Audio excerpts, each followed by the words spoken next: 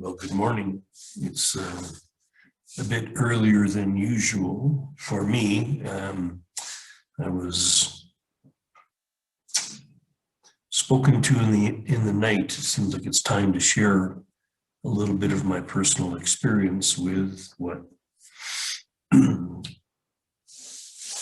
might be called a voice for God.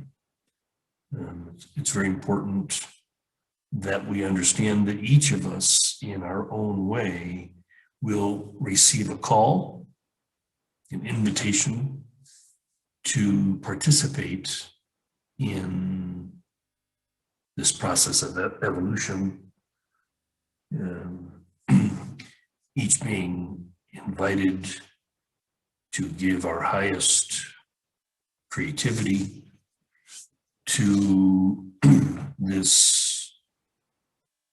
process, or even you might call plan in Course in Miracles language, God's plan for salvation. So when I was quite young, at University of Connecticut, 1974, it was the spring, would have been my last semester. I would have graduated that spring, I believe. Anyway, I had started university as a math and physics major, and then got interested in anthropology and then psychology. And so I ended up with a major in psychology, but I was interested in spirituality also. And so it drew me to an experimental class in something that later, a field that would be called transpersonal psychology. There was a professor at University of Connecticut, Ken Ring, who was offering this class in, like I said, the experimental college, where we would be exploring consciousness, a variety of things that he would sort of cover, out-of-body experiences, near-death experience, whatever. Ken actually became quite an expert in the field of near-death experience, wrote a book on that subject. So you might look him up and see what his contribution was around the study of near-death experience. Anyway, we were in class and doing a meditation. He had us all laying on the carpeted floor of this graduate school classroom, and guided us on a meditation where we were imagining ourselves like on this raft floating down a canal, pretty flowers on the banks, very beautiful. In this meditation, we were imagining that we were dead and our body was floating down. It was like a funeral procession or something like that.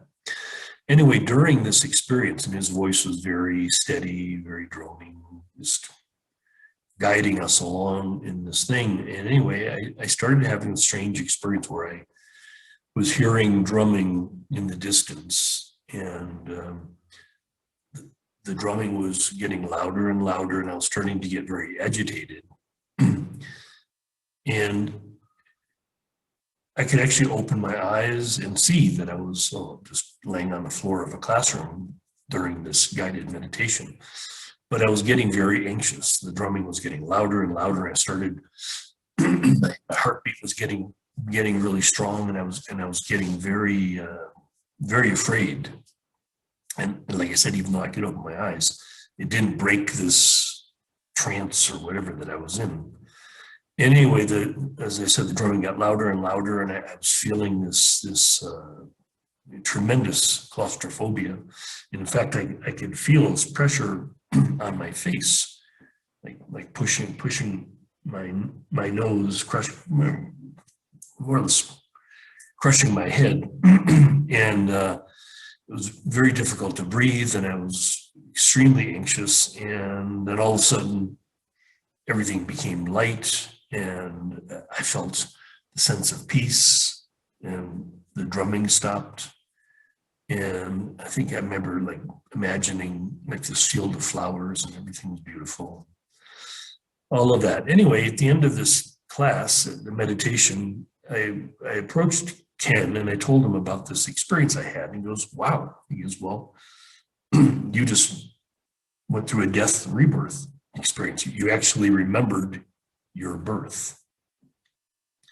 And that explained the drumming and the crushing the face and all of that. I relived my birth. I had a memory of my actual birth. He went on with me to do some Reichian therapy, and very, very interesting man. He was definitely my first mentor, the first influence, and he was the one that eventually would point me toward this graduate school in California. But in the point of the story, so this happened, and it was just an event that happened. At the time, like you said, I was a psychology major. I was getting near to my graduation. I was engaged to this lovely young woman, Janet, from New York City, and we had already been through a lot in close to 2 years together. And we had went through a very formal engagement. Her family was very Italian, and they consider the engagement bigger than the wedding. You get all the big gifts and all that for your engagement. Anyway, it was very strange. One night, I was studying actually for a statistics exam. It was very quiet, just like it is now. Everybody else was sleeping. I was in the dorm cafeteria studying, and all of a sudden I hear this voice, as clear as day, saying to me that I'm to break my engagement with Janet, quit the university, get rid of any of my belongings that weren't absolutely necessary. I was to get in my car and head west.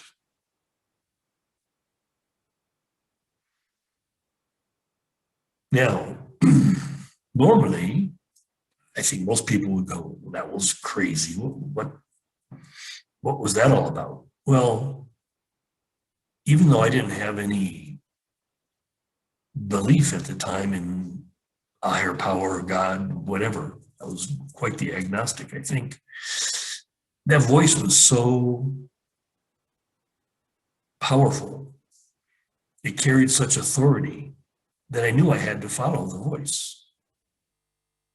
So I did the unthinkable, especially in Janet's mind and my family. Everybody thought I was just absolutely crazy. I broke my engagement with her, quit the university, got rid of the few, I didn't have very many possessions at the time. I'm just a kid.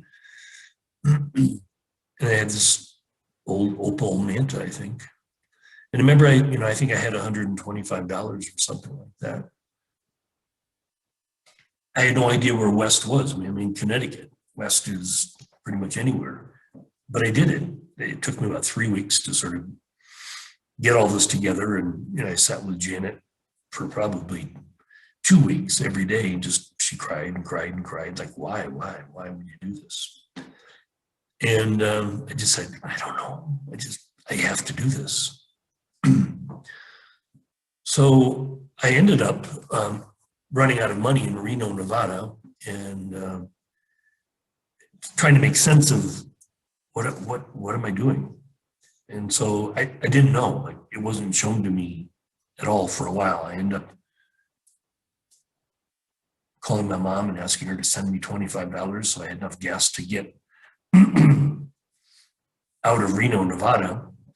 And I ended up, for some reason, in Lake Tahoe and stayed there, got a job and working in a casino at a restaurant. And it was like, I had no idea what I was supposed to be doing, but here I was west, I was almost in California.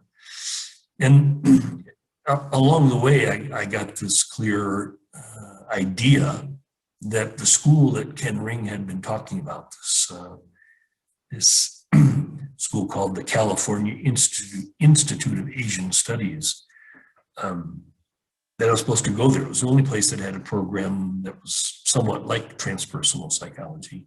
They integrated Western humanistic psychology with Asian spirituality. There would be eventually, in another year or so, the Institute of Transpersonal Psychology opened up in Palo Alto, but that was not open yet. So I remember thinking, oh, okay, I'm supposed to go to San Francisco and go to the school. But of course, I had quit the University of Connecticut. So I couldn't go to the school until I'd finished my degree. So here I am, like a year later, I finished my degree, went back because I knew I was supposed to go to the school.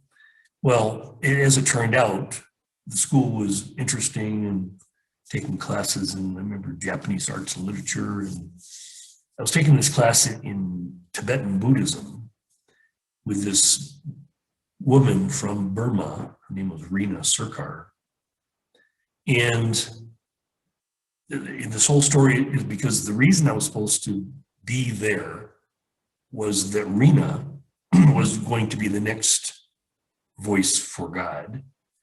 Through her was going to be this pretty amazing answer to my question. Why did I disrupt my whole life to head west? Here I am in San Francisco, California. And I had these two roommates, of Sheldon from Vermont and Will from Iowa. And I remember one morning waking up, just having this crazy dream where I saw this word OASIS, and I saw myself in a light-filled room, and it was like I was some kind of a teacher, and there's people around, everybody was happy, smiling. It was a strange dream. I remember telling Sheldon about it. He's like, wow, that's, maybe you're seeing something about your future. Maybe we're supposed to have this like spiritual ashram retreat center kind of thing someday. And he was kind of keen on that whole idea of having like an intentional community. And I'm just thinking, wow, it all just seems so crazy. And I think after like 2 days, I pretty much forgot the dream. But the next time I was in the class with Rina, the woman teaching Tibetan Buddhism, she pulls me aside after class and says, I need to speak to you in private. You need to come to see me. So I'm like, oh my goodness, is she gonna spank me for falling asleep in her class? Why does she want to see me privately? Anyway, long story shorter, I show up at her little room. She actually had a room upstairs in the same building that had the classes. She was this little saint. I didn't really believe much in her because I'd heard people say, oh my God, she's a powerful spiritual healer. She's actually brought people back from the dead. I didn't believe any of that. I wasn't, here I am in the school, but I wasn't nearly so affected as many people were. There are many people that wore Buddhist robes and they're Buddhist. I'm a Buddhist. I'm just a young kid interested in spirituality and Alan Watts. He'd actually helped start this school. Anyway, I show up at her room, knock on her door, she opens the door, and she just reaches up and she touches me right here. And this bolt of energy goes through my body like electricity. My knees buckle underneath me, and I'm on the floor sobbing like a baby. And she's holding me like a mother, rocking me like it's